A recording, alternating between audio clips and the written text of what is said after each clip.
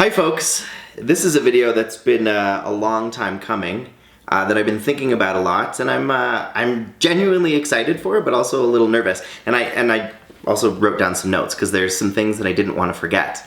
And this is not like a full story that I've ever told on YouTube before. We've mentioned it in another video, but we're gonna go for it today. And that is my coming out story. I think people automatically assume that my disability and having the loss of my legs was probably the most difficult thing in my life. And I can understand why you'd think that, but it's not the case. Coming to grips with my sexuality and who I was probably the hardest thing to date. So we'll just start at the beginning. I was the first grandkid on my mother's side, and I was the only boy. I had 2 female cousins and then my sister. So I was surrounded by girls all of the time, and I loved that. I loved like painting my nails with them, and I loved playing dress up and wearing high heels on my hands and wearing girls' clothes and putting on wigs, and we would do little plays and stuff. And I didn't think that that was a big deal, but my dad was a little uncomfortable with it. And so he used to tell me like, you don't do that, that's not for boys. But my mom was really good about like, no, like it's okay.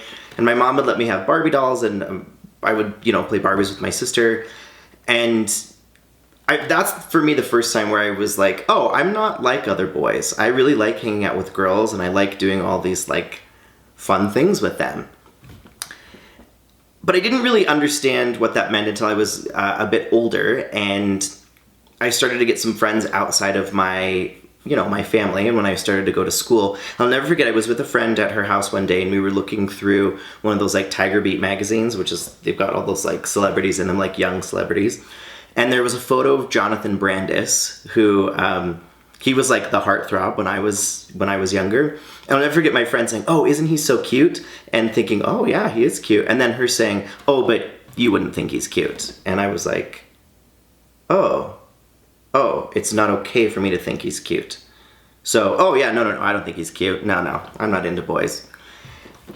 And when thinking about making this video, that was the first thing that came to mind of like, oh, people around me said, no, you wouldn't be into that. It's not okay. And so that, oh, I guess it's not okay. So no, I'm not into that. So I went on through school, was teased a lot for hanging out with the girls, called names like faggot and queer. My best friend, who's still my best friend today, John, was also teased. And I'll never forget, in grade 8, my dad sat me down and asked me, hey, you're not fagging out of me, are you? And when I say that, it makes him sound like an awful person, but it wasn't. He didn't have the tools to ask me if I was gay. That was his way. And so then I initially was like, no, not at all. I'm definitely not. No, I'm not. And I was also raised in a religion where I was told that being gay was bad. It was a sin, and it meant awful things were going to happen to you. And so for the last 37 years of my life, I've tried to think of, why did I suppress this so much? And why didn't I know? And it's because I was surrounded everywhere by people saying that this was bad. So that I can't be something that's bad. So I won't be. And I just pretended to be something else. I pretended to be straight. I pretended to be into girls, and I was bullied in school. And I remember in high school where things really started to change is Matthew Shepard, who was a university student in my home state, was murdered for being gay. It was awful. He was given a ride home by 2 guys tied to a split pole fence. They beat him beyond recognition and left him for dead. Someone found him, and he died in a hospital a few days later. And suddenly, my entire state was known as a state that hated gay people. So there was no way that I was going to come out then. So I went to college, and I went to a college called Westminster, which was in Salt Lake City. Now, Salt Lake City is predominantly a Mormon community. The whole state is actually. And there was a big emphasis, not necessarily in religion, because the school that I went to was non-denominational, but there was a big emphasis on finding your partner and finding that person that you were going to marry. And I wanted to be a part of that group, so I started dating. I started to try to date girls that I thought were cute. And I went on dates with girls. And I even had a girlfriend in high school who is still my best friend. And I loved her, but it was a different kind of love. And in college, I was trying to make that work. And I would go on dates with girls and I would be like, oh, she was really fun, but I don't feel anything. But I thought, oh, I guess I just haven't met the right one yet. So I just sort of kept dating, but it was like feeling really frustrated and feeling really angry, and school was really hard. And then I remember I came home and my best friend John had come out.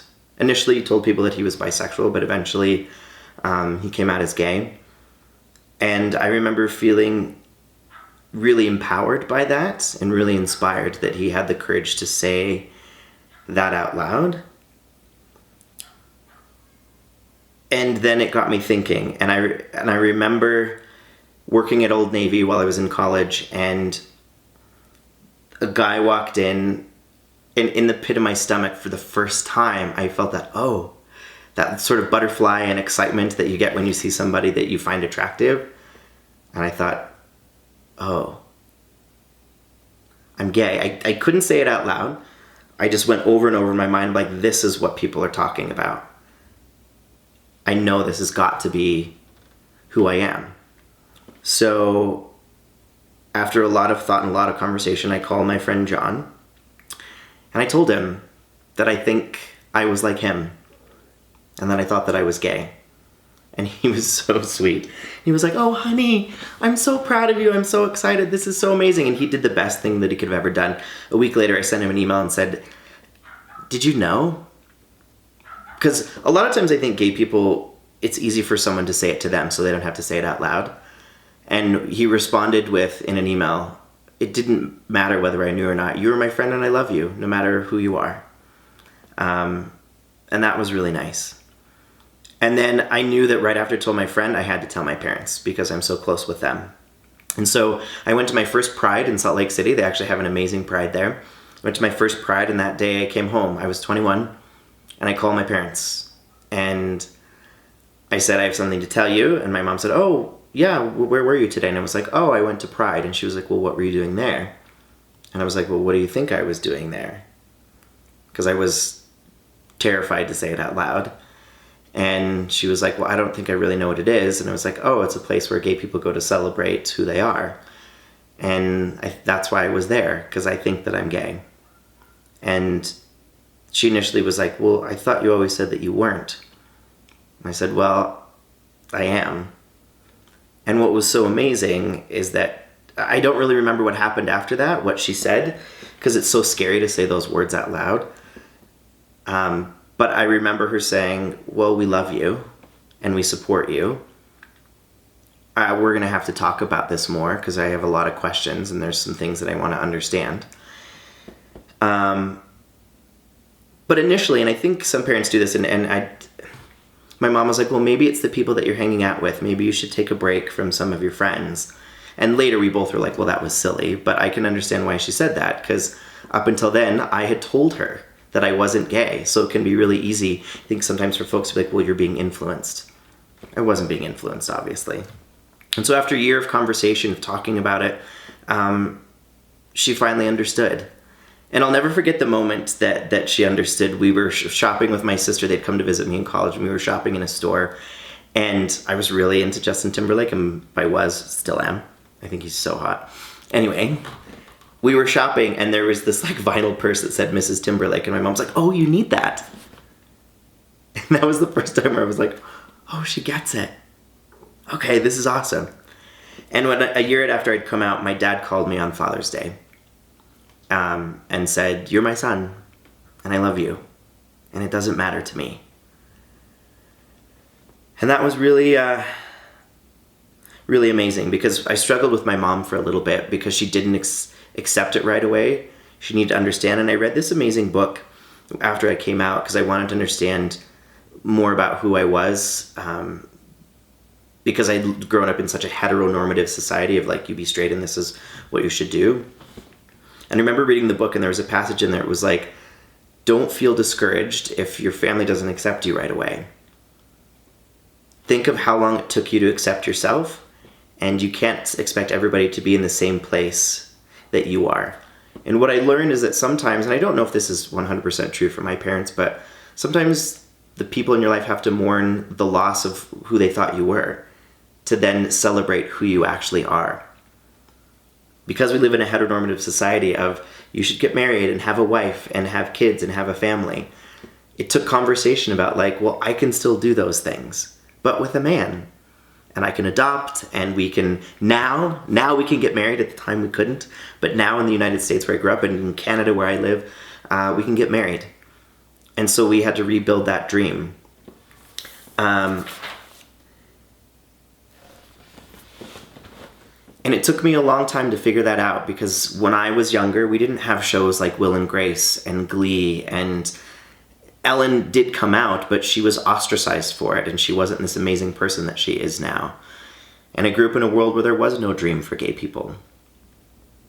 It meant that you lived a life of at least from my perspective, what I saw is that you weren't accepted in the community, and I didn't want that.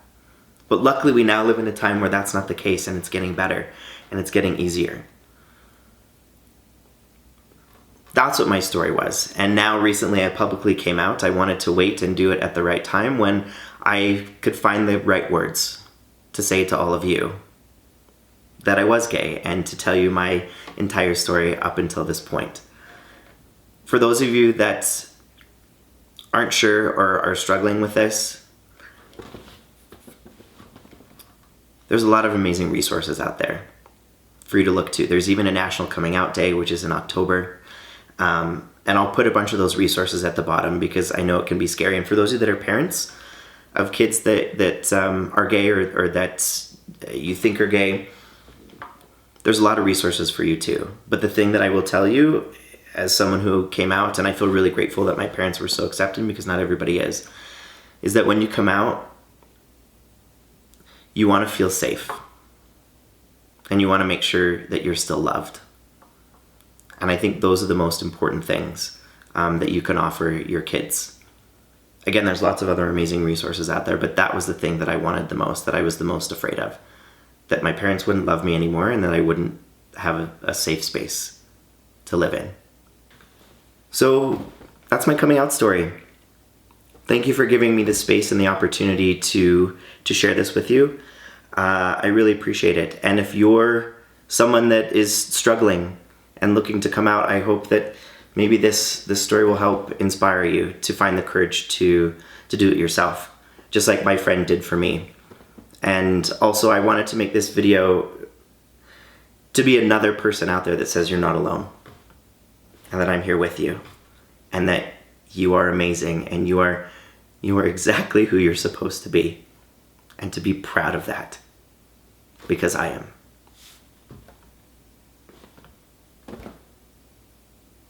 Boom.